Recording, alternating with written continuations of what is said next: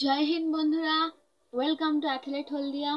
তো তোমাদের আগের ক্লাসে দেখানো হয়েছিল প্রাণী কোষ সম্বন্ধে। আজ আমি তোমাদের উদ্ভিদ কোষ সম্বন্ধে পড়াতে চলেছি। তো চলো বেশি দেরি না করে ক্লাসটা এক্ষুনি চটপট শুরু করা যাক। তো প্ল্যান্ট সেল বা উদ্ভিদ কোষ আজকে আমরা পড়বো। আগের দিনে আমরা জেনেছিলাম যে কোষ দুই ধরনের, প্রাণী কোষ আর উদ্ভিদ কোষ। তো আগের দিন আমরা প্রাণী কোষটা অনেকটাই আলোচনা করেছিলাম, আজকে উদ্ভিদ কোষটা পড়বো।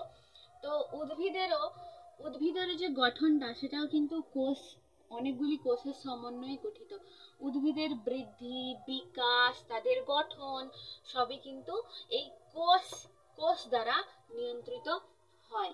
এবার চলো দেখা যাক উদ্ভিদ কোষের গঠনটা ঠিক কিরকম আর প্রাণী কোষের থেকে এরা কিভাবে আলাদা। সাধারণত উদ্ভিদ কোষ ষড়ভুজাকৃতি হয়ে থাকে। দেখাচ্ছি।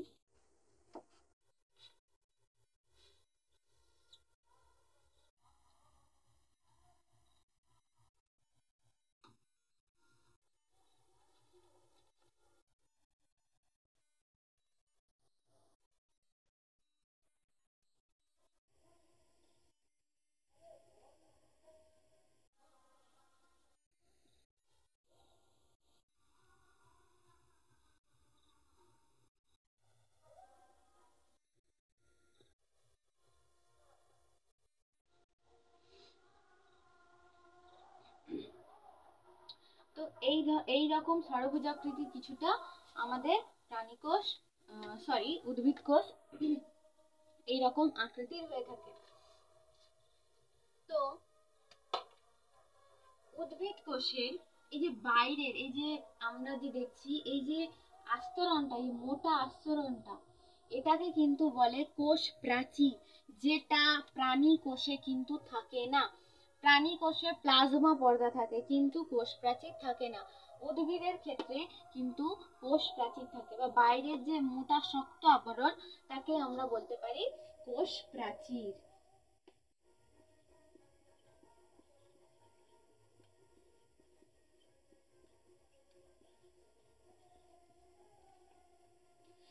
কোষ প্রাচীর। এইবার এই কোষ প্রাচীরের ভেতরে আরো একটা আবরণী থাকে। কোষ প্রাচীরের ভেতরে আরো একটা আবরণী থাকে।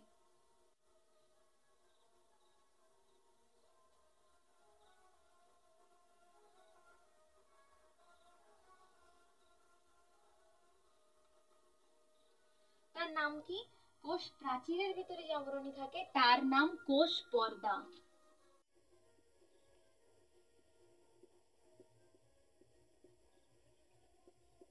কোষ পর্দা আমরা প্রাণী কোষের ক্ষেত্রেও দেখতে পাই, উদ্ভিদ কোষের ক্ষেত্রেও কোষ পর্দা রয়েছে। কোষ পর্দার ভেতরে কি হয় না,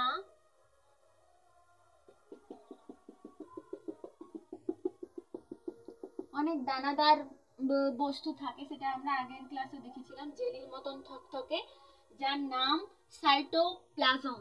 উদ্ভিদ কোষেও কিন্তু সাইটোপ্লাজম থাকে।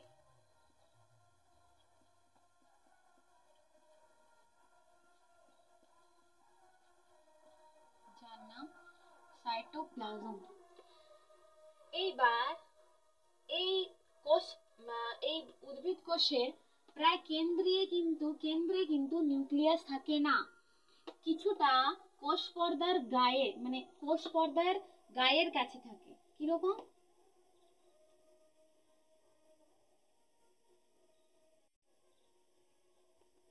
এইরকম কিছুটা কোষ পর্দার গায়ের কাছে থাকে।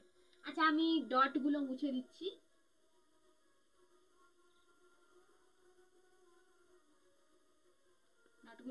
তাহলে বুঝতে তোমাদের আরেকটু সুবিধা হবে। তো আমরা প্রাণী কোষেও পড়ার সময় পড়েছি যে কোষ পর্দার ভেতরে যেটা থাকে, যে থকথকে জেলি পদার্থ থাকে, তাকে সাইটোপ্লাজম বলে। কিন্তু নিউক্লিয়াসের ভেতরে যে থকথকে জেলির মতো পদার্থ থাকে তাকে বলা হয় কি? তোমরা পারবে, নিউক্লিওপ্লাজম। নিউক্লিওপ্লাজম নিউক্লিয়াসের ভেতরে থাকে বলে তার নাম নিউক্লিওপ্লাজম।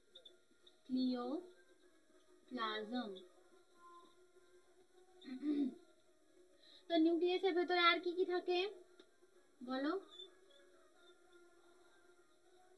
এটাকে কি বলা হয়? নিউক্লিওলাস। নিউক্লিওলাস।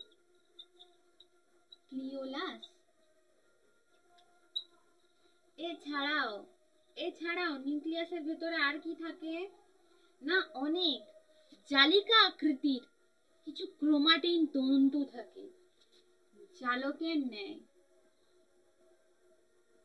তাকে আমরা কি বলতে পারি? নিউক্লিয়াসের ভেতরে জালকের ন্যায় দেখা যায়, তাই জন্য নিউক্লিয় জালিকা বলতে পারি আমরা। কি বলতে পারি? নিউক্লিয় জালিকা। তাহলে এই নিউক্লিয়াসের মধ্যে কিন্তু ডিএনএ, আরএনএ, এই নিউক্লিয়াসের ভেতরেই কিন্তু কি আমাদের ডিএনএ, আরএনএ সবকিছুই উপাদান থাকে। শুধু প্রাণীদের নয়, উদ্ভিদেরও ডিএনএ, আরএনএ ইত্যাদি প্রোটিন সংশ্লেষকারী বস্তু সবই কিন্তু নিউক্লিয়াসের মধ্যে থাকে, উপস্থিত থাকে। এছাড়াও আর কি থাকে? উদ্ভিদ কোষের মধ্যে থাকে মাইটোকন্ড্রিয়া,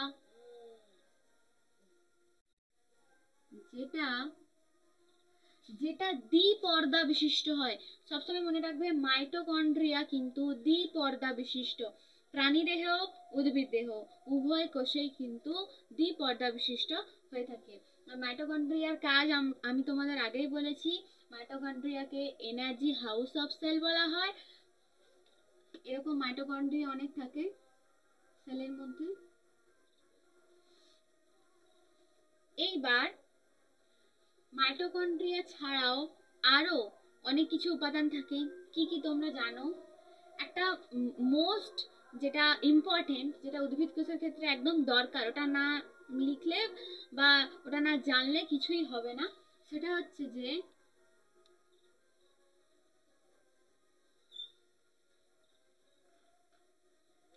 কোষ গহ্বর বা ভ্যাকুওল।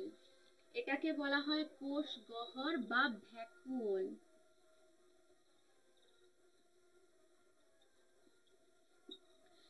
তাহলে কোষ গহ্বর বা ভ্যাকুওল এটা কিন্তু উদ্ভিদ দেহে একদম একদম পুরোপুরি বড় এবং অনেকগুলো দেখা যেতে পারে, কিন্তু প্রাণী কোষে এগুলো আকৃতিতে অনেক ছোট থাকে বা প্রায় নাও থাকতে পারে, কিন্তু উদ্ভিদ কোষে এটা অবশ্যই থাকবে এবং আকৃতিতে এটা অনেকটাই বড় হবে। এইবার উদ্ভিদ কোষের মধ্যে লাইসোজোম থাকে, লাইসোজোমও থাকে, রাইবোজোম থাকে, যেটা কি করে না প্রোটিন সংশ্লেষ করে আমাদের রাইবোজোম থাকে। আর কি থাকে কমন জিনিস? যে ইআর থাকে, এন্ডোপ্লাজমিক রেটিকুলাম থাকে। এন্ডোপ্লাজমিক রেটিকুলাম আমি আগের দিন দেখিয়েছিলাম। এন্ডোপ্লাজমিক রেটিকুলাম কিন্তু দু ধরনের হয়। যদি এন্ডোপ্লাজমিক রেটিকুলামের গায়ে রাইবোজোম উপস্থিত থাকে তবে তাকে কি বলা হয় না আরইআর বা রাফ এন্ডোপ্লাজমিক বা অমসৃণ এন্ডোপ্লাজমিক রেটিকুলাম। কিন্তু যদি এন্ডোপ্লাজমিক রেটিকুলামের গায়ে কোনো রাইবোজোম না থাকে তখন তাকে আমরা বলবো স্মুথ এন্ডোপ্লাজমিক রেটিকুলাম। উদ্ভিদ কোষের মধ্যে কিন্তু রাফ এবং স্মুথ দুই ধরনেরই এন্ডোপ্লাজমিক রেটিকুলাম উপস্থিত রয়েছে। তো আর কি রয়েছে? আর রয়েছে গলগি বডিজ। কিন্তু উদ্ভিদ কোষের ক্ষেত্রে গলগি বডিকে অন্য একটা নামে ডাকা হয়, সেটা বলে দিচ্ছি।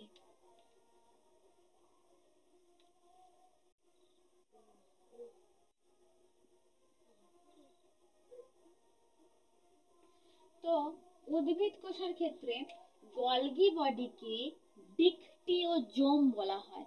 ডিকটিওজোম কেন বলা হয়?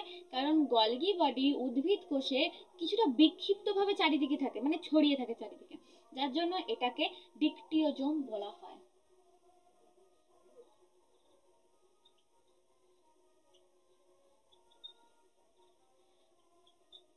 দেখো কোশ্চেন কিরকম দেবে, ধরো ঘুরিয়ে দিল যে ডিকটিওজোম কাদের ক্ষেত্রে দেখা যায়, তখন কিন্তু উদ্ভিদ কোষই লিখতে হবে, কারণ গলগি বডি প্রাণী কোষেও দেখা যায়, উদ্ভিদ কোষেও দেখা যায়, কিন্তু ডিকটিওজোম শুধুমাত্র গলগি বডিকে মানে উদ্ভিদ কোষের ক্ষেত্রেই শুধুমাত্র গলগি বডিকে ডিকটিওজোম বলা হয়। তো কোয়েশ্চেন যদি বলে যে ডিকটিওজোম কাদের ক্ষেত্রে দেখা যায়, তাহলে কিন্তু তোমরা উদ্ভিদ কোষই লিখবে। নেক্সট, এদের ক্ষেত্রে থাকে আরো একটা ইম্পর্টেন্ট উপাদান, সেটা হচ্ছে কি না প্লাস্টিড। প্লাস্টিড যেটাও দ্বিপর্দা যুক্ত হয়। প্লাস্টিড এখানে মুখ্য একটা ভূমিকা পালন করে। প্লাস্টিড একটা দ্বিপর্দা বিশিষ্ট যুক্ত হয়।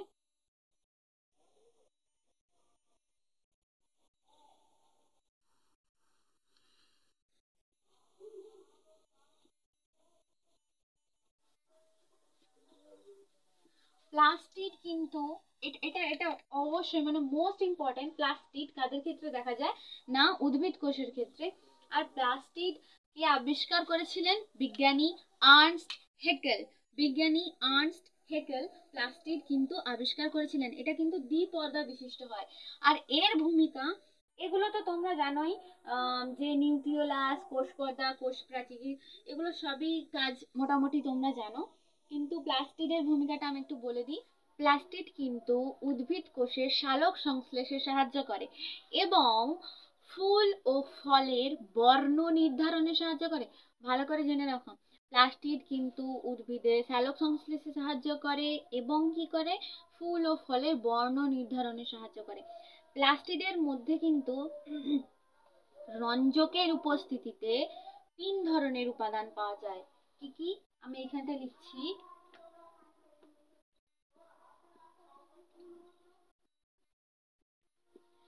রঞ্জকের উপস্থিতিতে প্লাস্টিডে 3 ধরনের উপাদান পাওয়া যায়।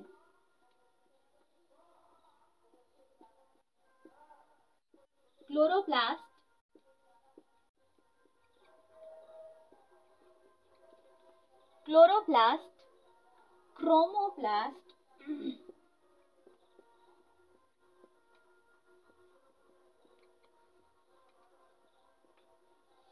আর লিউকোপ্লাস্ট।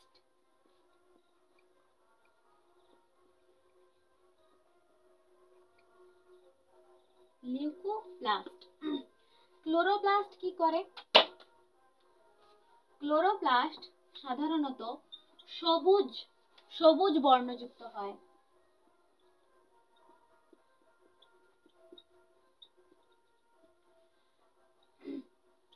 ক্রোমোপ্লাস্ট সবুজ বর্ণ ছাড়া আরো অন্যান্য বর্ণযুক্ত হয়, মানে সবুজ বর্ণ বাদ দিয়ে আর সব হয়।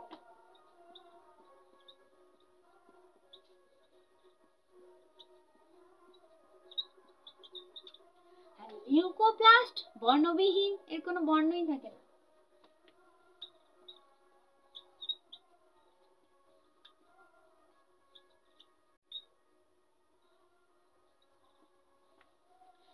তো ক্লোরোপ্লাস্ট সবুজ বর্ণযুক্ত হয়, ক্রোমোপ্লাস্ট অন্যান্য সবুজ ছাড়া আরো অন্যান্য যেসব বর্ণ আছে সেই হয়, আর লিউকোপ্লাস্ট কি হয় বর্ণবিহীন হয়।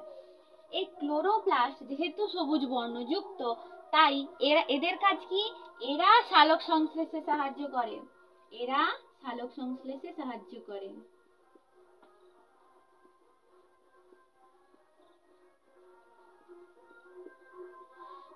ক্লোরোপ্লাস্ট সবুজ বর্ণযুক্ত হয়, এরা কিন্তু সালোক সংশ্লেষে সাহায্য করে। আর ক্রোমোপ্লাস্ট কি হয় না সবুজ বর্ণ তো নয়, তাহলে অন্যান্য বর্ণ মানে কি? এখানে অন্যান্য বর্ণ উদ্ভিদের ক্ষেত্রে কিসের কাজে লাগবে? ফল আর ফুলের বর্ণতেই কাজে লাগবে। তো ক্রোমোপ্লাস্ট কি হয় না ফল ও ফুলের বর্ণ নির্ধারণে সাহায্য করে।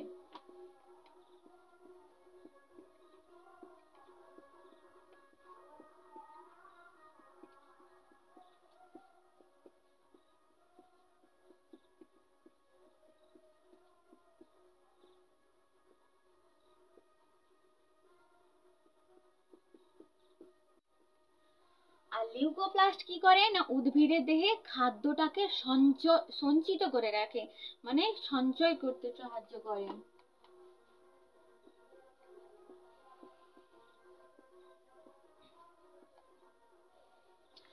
তাহলে এইটা একটু ভালো করে বোঝো।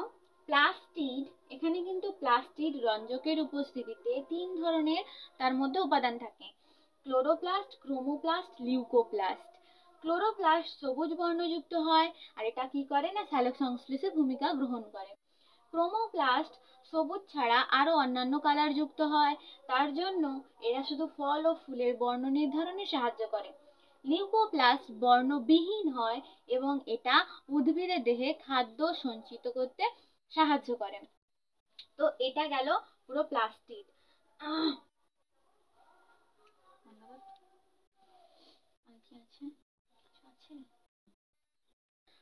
আর একটা গুরুত্বপূর্ণ জিনিস কি না, উদ্ভিদ কোষে কিন্তু কোনো সেন্ট্রোজোম থাকে না, কিন্তু প্রাণী কোষে সেন্ট্রোজোম উপস্থিত থাকে। প্রাণী কোষের সেন্ট্রোজোমের কাজ তখনই যখন প্রাণী কোষ বিভাজন হয়।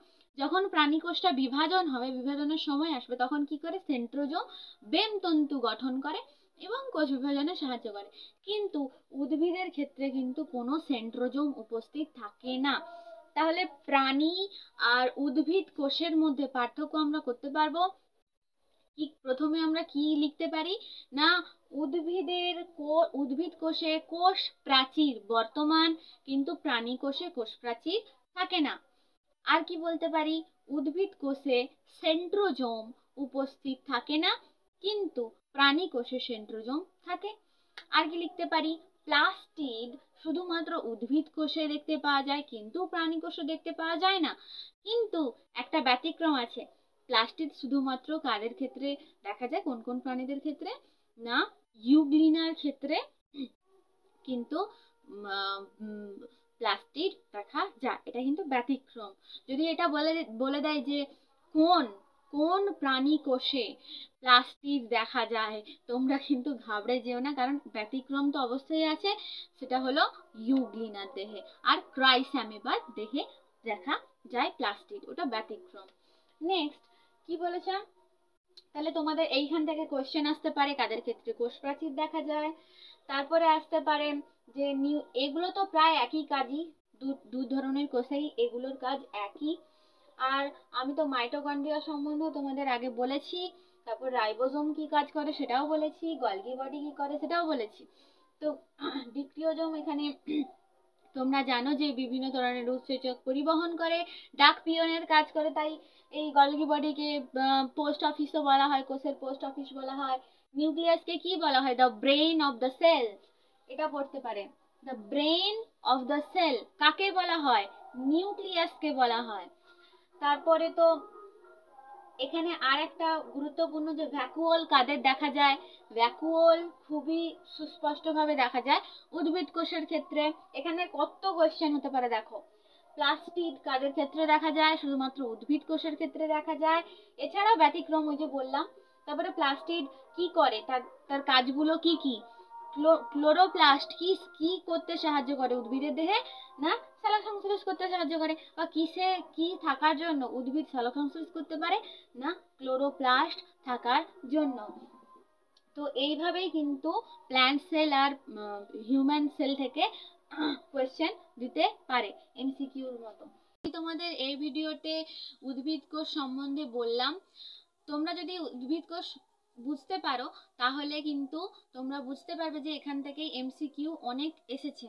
এবং প্রাণী কোষ আর উদ্ভিদ কোষের মধ্যে যে পার্থক্য সেটাও আমি তোমাদের বলেছি।